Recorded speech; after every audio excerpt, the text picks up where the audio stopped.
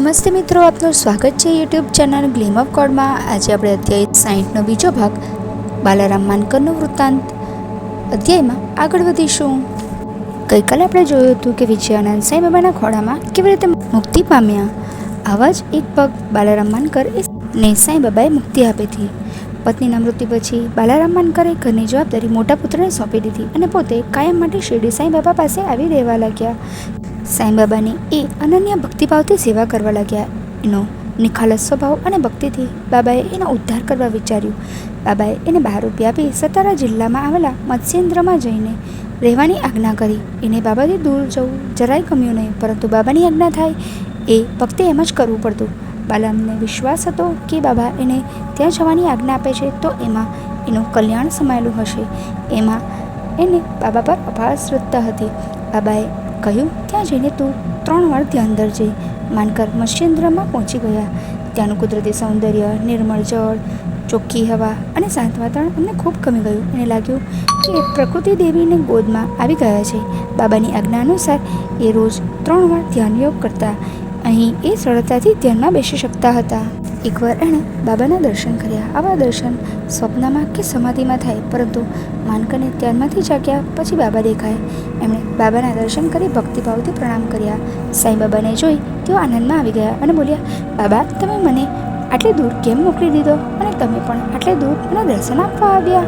મને સમજાતું નથી કે આ સ્વપ્ન છે કે સત્ય?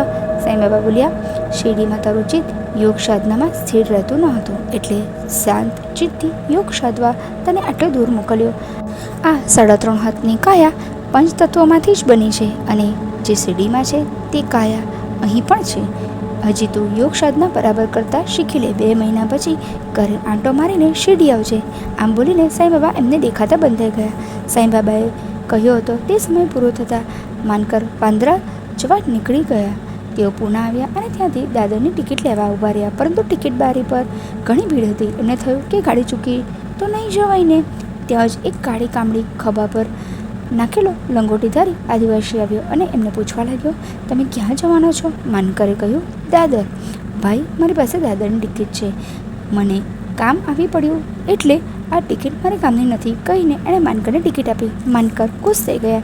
એમણે ટિકિટ લઈને ખિસ્સામાં મૂકી અને પેલા કામડીવાળાને પૈસા આપવા ગયા તો એ કામડીવાળો ચાલ્યો ગયો હતો।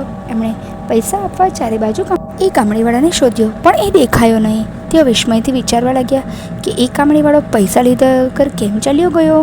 બહુ ઉતાવળમાં હશે, પૈસા લેવાનું ભૂલી ગયો હશે।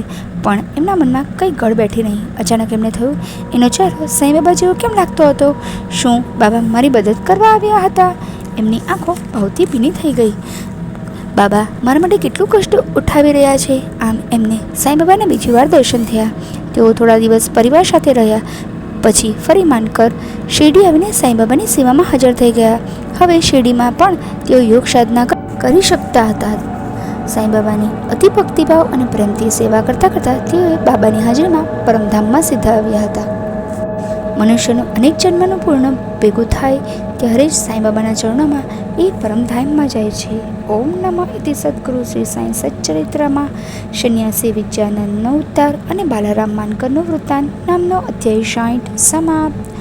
ઓમ સાંઈરામ।